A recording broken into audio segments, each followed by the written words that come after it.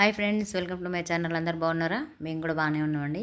ఇది చూడండి, ఇది ఒక శివుడి లింగం. ఇది పంచముఖ ఆంజనేయ స్వామి లాగా పంచముఖ లింగం అని అయితే ఉంది. నేనైతే ఇది ఫస్ట్ టైం చూసిన. ఇది మా జగిత్యాల డిస్టిక్లో రంగనామనపల్లి అనే గ్రామంలోనైతే ఉంది. ఇక్కడ కాలభైరవ స్వామి కూడా ఉంటాడు.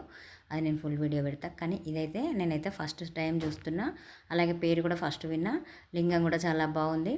ఇక్కడ ఇది ఎప్పటి నుండో ఉంది, కానీ ఈ మధ్యలో మాత్రమే ఇది కాలభైరవ గుడి బయటికి వచ్చింది. అంటే జనాలు ఇప్పుడిప్పుడు ఎక్కువగా వెళ్తున్నారు. అది ఎప్పటి నుండో ఉందట, పూర్వకాలం నుండే. కానీ అది ఎవరికి బయట తెలియదు. కానీ ఇక్కడైతే శివాలయం, శివుడు అయితే లోపల ఇక్కడ 2 గుట్టల మధ్యలో ఇట్లా పంచముఖం అంటే 5 లింగాలు ఒకే దానిపైన ఉన్నాయి. దీన్ని పంచముఖ లింగం అని కూడా అంటారట, పంచముఖ లింగేశ్వర స్వామి అని.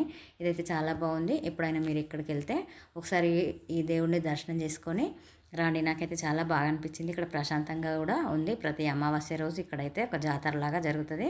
మేమైతే ఈరోజు అమావాస్య రోజు అయితే మేము ఇక్కడికి వెళ్ళాం. కాలభైరవునిది కూడా నేను ఫుల్ వీడియో పెడతా, చూడండి. అలాగే చూసి కొత్త వాళ్ళు అయితే సబ్స్క్రైబ్ చేసుకోండి, లైక్ చేయండి. లైక్ చేయడం మాత్రం మర్చిపోకండి.